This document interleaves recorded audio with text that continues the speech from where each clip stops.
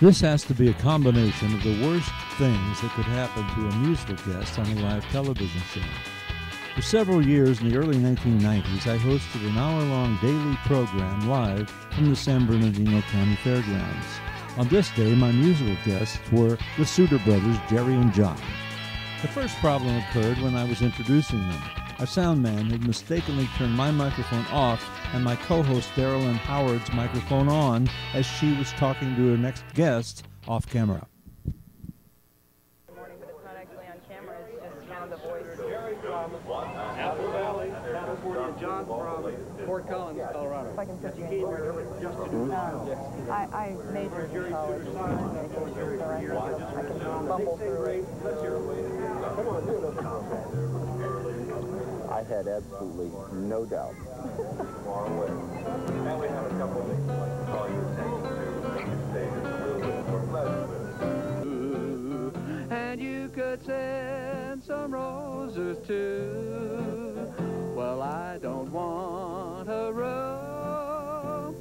About halfway through the first song, our sound man thought he had fixed the problem.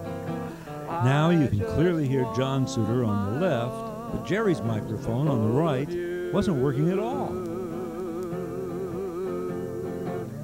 If you took the petals and you tore them all apart, you'd be tearing at the roses. Didn't I just say John was on the left and Jerry was on the right? So if you're ever feeling blue and you could send some roses too, well, I don't want to, I just want. Oh, and I forgot to mention that our speakers weren't working that segment either, so only the TV audience could hear them, so there was no applause when they finished their song.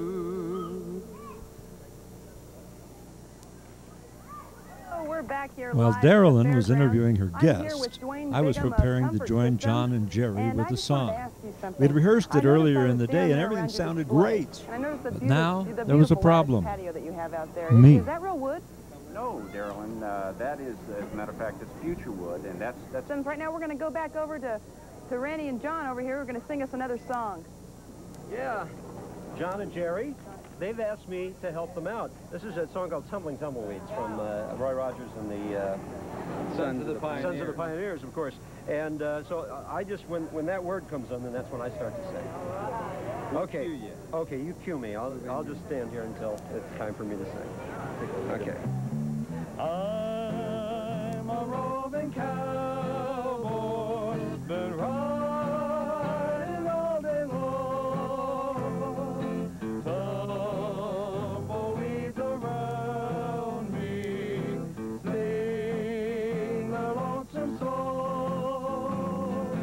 Nights underneath the fairy moon, I ride along and sing my tune. See them tumbling down, flashing their love to the ground. Now the Sooter Brothers were singing beautifully, but I seemed to not know what I was doing. We had a rehearsal beforehand, but I seemed to have forgotten everything. Cares of the past are behind. Nowhere to go but I'll find.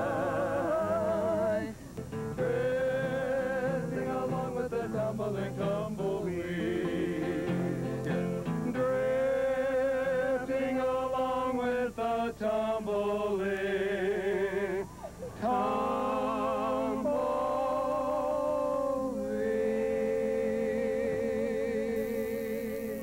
That last note was real pretty. I was never so glad to see a song end.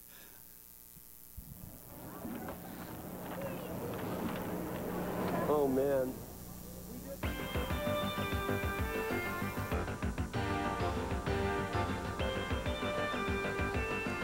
Including the woolly man himself coming in. How you doing, buddy? You gonna shake paws with me? Yeah, good to see you. As Darylyn and I announced who would be the next day's guests, I had another surprise coming to me I wasn't aware of. Nestat, the juggler, is going to be here, juggling Jason. Performer Lewis Wilson, and Rick Masters from KAPL Radio in Apple Valley. So stay tuned for Regis and Kathy Lee. And also at 6 o'clock, we're going to have the High Desert's Nightly News will be coming up. So be sure to stay tuned for all of that, and tune in tomorrow for Wild at 45. We'll see you then. Thank you. Randy, thank you.